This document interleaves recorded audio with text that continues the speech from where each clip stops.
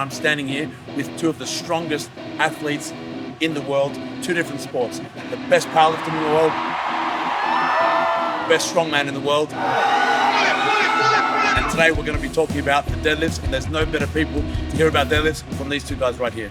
Hafthor, can you please show us your favorite way to warm up for the deadlift? Quite simple, huh? Exactly like that. Exactly that. With that weight? With that weight, potentially a bit more reps, but that's exactly how I warm up. So, starting light on the exact movement, warming up the exact muscles that we need to use for the deadlift with the exact movement that we're doing, starting light and gradually going heavier and heavier. I have, throughout my whole career, always warmed up with the actions I'm doing. I might swing my hips a bit, might stress a little bit, but to be completely honest, in most cases, I just warm up with the things I'm about to do. So warm up number one, let's say 5 to 10 reps on one plate. Warm up number two, how many reps on 2 plates? 5 reps. 5 reps on 2 plates. Warm up number 3, 3 plates, how many reps? 1 rep, or maybe 2, 3. 1 or 2, 3, Yeah. 4 reds. 1 rep. 1 rep, 5 reds. 1 rep. 1, 6 reds. 1. 7 reds. 1. And keep going, 1, 1, Yeah, 1, yeah, 1. yeah. Okay, love that. Jesus, how do you like to warm up for the deadlift? I feel like I kind of have to be a little different because honestly, I'm very similar to Thor. I'll use a resistance band to essentially like warm up my hamstrings and my glutes and my quads, and like that's pretty much it. 30 seconds max warming up, and then I'm ready to go, right? This is something I picked up when I was rehabbing from my pulled hamstring like 2-3 months ago, and it's just something I feel it's important to continue using. And then where I think I differentiate a little bit is I might not necessarily do a real deadlift with a plate. I'll more so do an RDL, right? I'm a Romanian deadlift where I'm just kind of working time over tension, which is, it's a warm up, right? I'm not really, I know some powerlifters, like they like to like be super explosive, warming up from the bat, but for me, it's just more so like feeling the tension build in my legs, right? In my back, when I pull the slack, when I set into position. Those are the things that I look for before I initiate the pull, right? Which it might not look like that to people from afar. It might just look like a grip and rip, like breathe, brace, grab the bar. But I promise you, like I'm at the point where mentally every single little facet is something that I practice, and it's precise for me. We think about the percentage. So with Thor jumping up 50 kilograms each side, let's just say they're able to do half of what he can lift.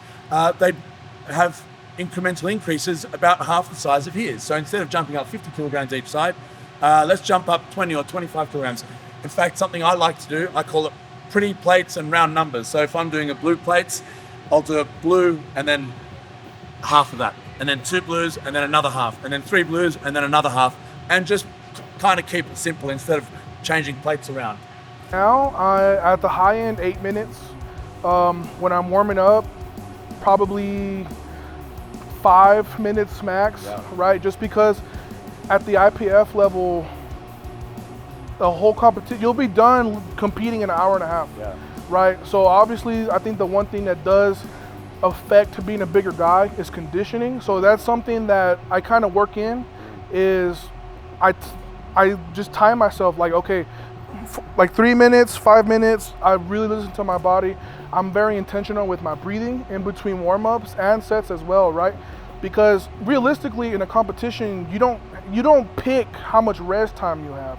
Like everything is like on a roll. So you have to be able to be ready when they be call ready. you. Exactly, right? Yeah. So I think warming up 5 minutes, and then maybe from my last warm-up to my top set, I try to limit it at 8 at the most, because realistically, that is the most time that I'll probably get in competition.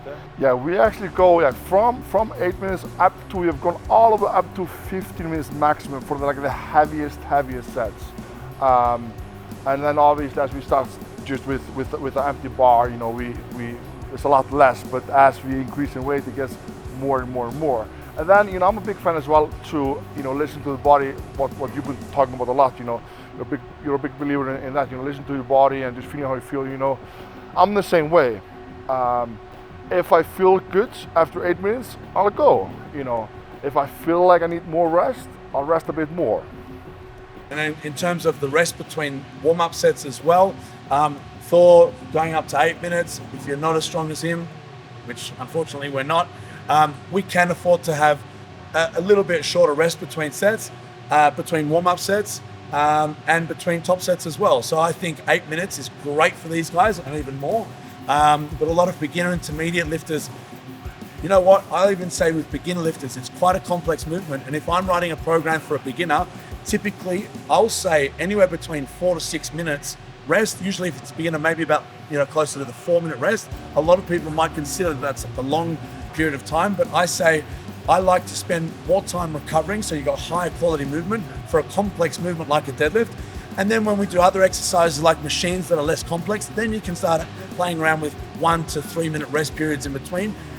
So let's just go over the basics, because I feel like a lot of beginners, they sometimes forget the basics, what's really important. And this might sound, silly to some people, but not to others, The first basics are just making sure that your foot placement is correct.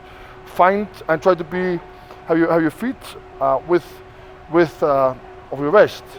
Second, you want to make sure that you hold the bar in the same position.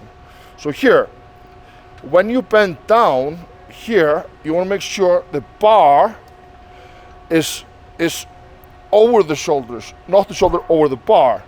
So as I push my hips down, get into a position, I pull the slack out of the bar. Look, slack out of the bar, and then I just slowly push up. This is a perfect deadlift. If you're want to start pulling conventional, I think if you've done this movement before, it's called a broad jump, right? It's essentially a max jump for distance where you essentially want to engage force production from your toe all the way through your hip, right? When you're going for a broad jump, try to find that foot placement where you just feel the most explosive, right? So obviously I'm a bigger guy, my hips are a little wider, so my shins just end up having to be on the knurling, which it sucks sometimes, but it is what it is. It's the name of the game. So this just happens to be where I feel I can get the most explosiveness in a broad jump, right? Because from here, if I were to jump, I'm getting very good muscle activation all the way from my toe through my quads and my hips and my glutes. So first thing I do when I sit up for a bar, for a deadlift, is I set my feet where I want them, because I have to make sure, so I pull mixed grip, right? So there's a few other different styles of grip that you can use, but I use mixed grip because that's just the most comfortable for me. And I have to make sure that my hands are gonna be as close to my shins as possible without constricting the window of my body, right? You have to take these leverages into account, right? Because when you pull too narrow and you have a belly, that kind of limits your ability to bend at the hips, to whereas when you go a little wider, now, because I have more bigger gap in my groin, there's more room for me to work, right? And because my shoulders are so wide, I have to make sure that I can fully lock out, and if they're too narrow, my shoulders are going to be over the bar, and that's going to be a bad lift. So when I'm setting up, these are all things that I'm taking into account, right? So for me, it's really just simple. I put either my index finger or in between index and ring on the knurling. Same thing on the other hand. And what I'm doing at this point is I'm pulling slack, right? I am producing force with my legs while simultaneously pulling with my upper back, right? And that's gonna set me up for my deadlift position where I generate as much pressure as I possibly can. And if you see, because the weight is so low, it's actually levitating before I even engage. At this point, I'm not even pulling. It's just my body doing it for me, right? And then, boom, you get yourself a little deadlift. So this is a really common question in powerlifting. People like to ask, what accessory is good for squats? What accessory is good for bench or deadlift? And my honest opinion, I think the best thing you can do to deadlift is just deadlift better, right? There's nothing better than the exact thing you need to get better at.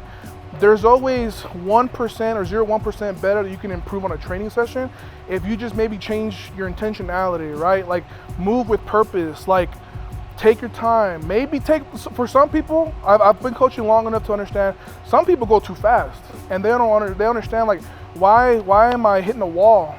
Take 3 more minutes minimum, or maybe go to 8 minutes rest, and boom, it starts to fly, right? So I guess to answer the question like more objectively, I would say, I think squats are probably the best thing you can do to advance your conventional, because you're using almost the same muscles, right? Your posterior chain, your midsection, your legs, right? Like the better you get at deadlifting, the more you realize like you do use your quads. It's not just glutes and hamstrings and calves. Like no, like there's a bit of quad off the ground, right? Or maybe even through the lockout when you have to flex your legs. So I think squatting is really good for conventional. And I would also say maybe like heavy leg press. I think heavy leg press is also very underrated. And any kind of variation of a squat that's gonna work those muscles that you use in a deadlift, I think is gonna have some kind of benefit. You know, I loved your answer. I think it's great. If there's anything I would maybe potentially add is, you know, what I love to do in my off season is, you know, snatch grip, deficit deadlift maybe, you know, Romanian deadlift, you know, we'll add those in, you know, when we're a bit further out, but that's about it, you know. How do you get better? Just deadlift, you know, like it's simple, guys. Of course.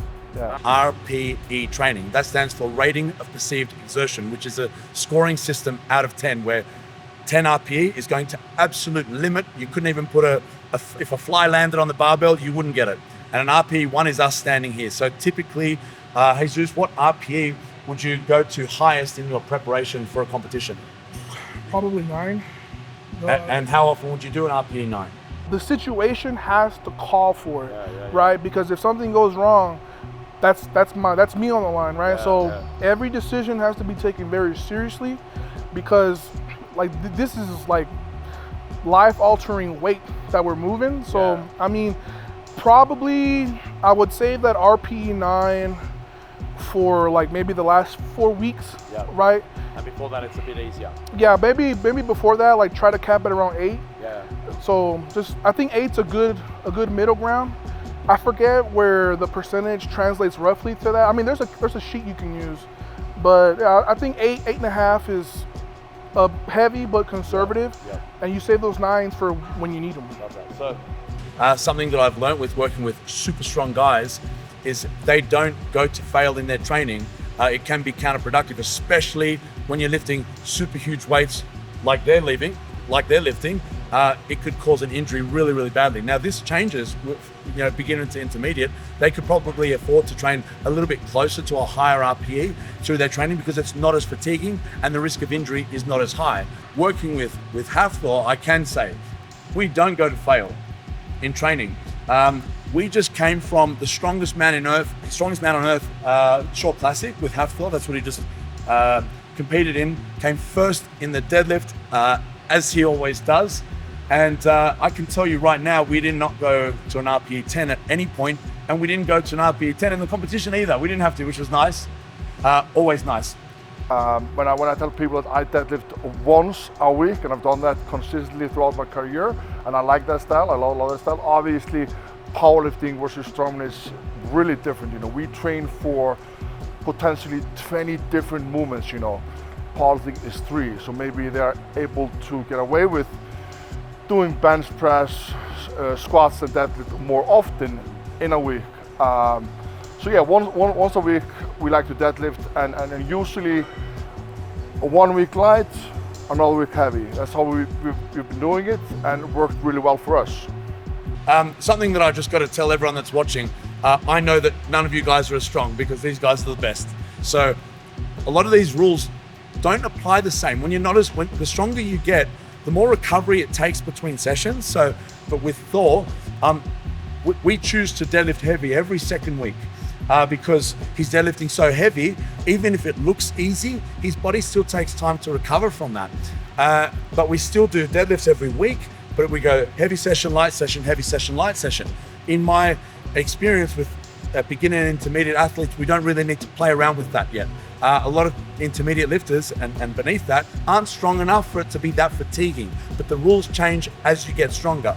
So there you have it. That's some of the best deadlifting tips from the strongest athletes on this planet. We spoke about rest, we spoke about recovery, we spoke about frequency and programming, as well as some of their favorite deadlift techniques. And if you're going to listen to anyone about the deadlift, it's got to be these guys.